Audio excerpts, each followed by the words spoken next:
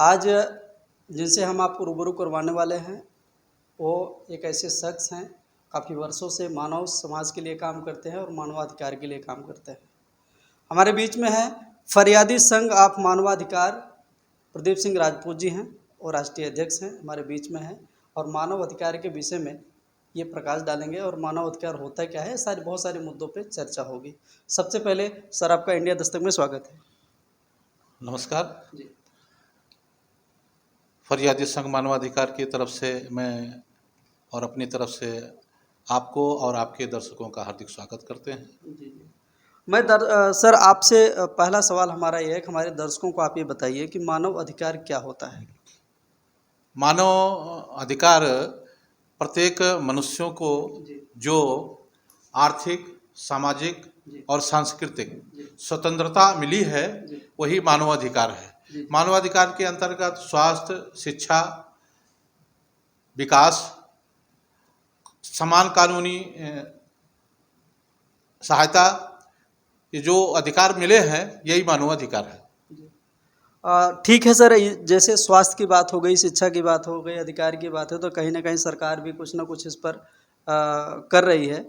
तो आज़ादी के बाद जो मानव का अधिकार जो है वो अभी तक कितना अमलीकरण में आया है और सरकार इस पर क्या पहल कर रही है, और आप जो संस्था चला रहे हैं उसके माध्यम से आप क्या कहना चाहेंगे? मानवाधिकार संरक्षण और संवर्धन के लिए भारत सरकार और राज्य सरकार दोनों काम कर रही हैं। मानवाधिकार संरक्षण और संवर्धन का अमलीकरण जो ग्रास रूट तक पहुंचना चाहिए वो अभी तक नहीं पहुंच पाया है। उसके पीछे तमाम कारण है और एक कारण ये भी है कि लोगों के अंदर जागरूकता का अभाव है। लोग मानवाधिकार के प्रति जागरूक नहीं हैं और हमारी सरकार या समाज के रहते जागरूक लोग उसको लोगों को प्रेरित भी नहीं कर रहे हैं कि मानवाधिकार के विषय पे आप लोग जागरूक होइए और अगर मानवाधिकार का हनन होता है तो आप लोग उसका प्रतिकार करिए और संरक्षण और संवर्धन के लिए जागरूकता अपने स्तर से फैलाइए लोगों के अंदर में, जिससे कि एक सभ्य समाज का संरचना हो सके। सुरक्षा और शांति समाज के लिए बहुत जरूरी है और सुरक्षा और शांति ही सुरक्षित मानवाधिकार का मानक है। सर मैं एक चीज़ और आपको थोड़ा क्लियरिफाई करना चाहूँगा। संरक्षण और संवर्धन ये दोनों दो शब्द हैं, लेकिन दोनों का अर्थ क्या है वो हमारे दर्शकों को बताइए। हाँ, ये बहुत ही अच्छा सवाल है आपका कि मानवाधिकार का संरक्षण यानी मानवाधिकार के जो राइट हैं, जो लोगों को फंडामेंटल राइट मिला है उसका संपूर्ण रूप से सुरक्षा हो। जैसे उसे जो अधिकार आर्थिक, सामाजिक और सांस्कृतिक अधिकार मिले हों उसको पूर्ण तरह सुरक्षित हो, उसका हनन न हो।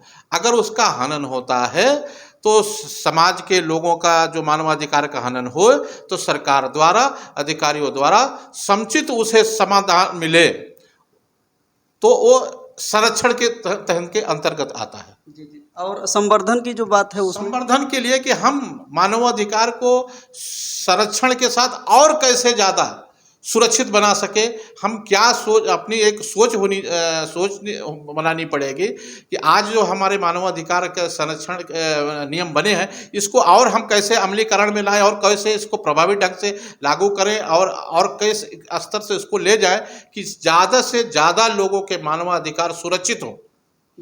जब मानवाधिकार सुरक्षित होंगे तभी ही संरक्षण और संवर्धन का महत्व होगा।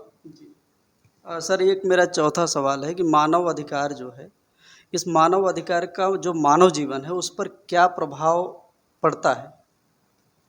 सुरक्षित मानव अधिकार ही सुरक्षा और शांति का गारंटी देते हैं। जिस समाज में मानवाधिकार सुरक्षित होगा वो समाज सही रूप से विकास करेगा।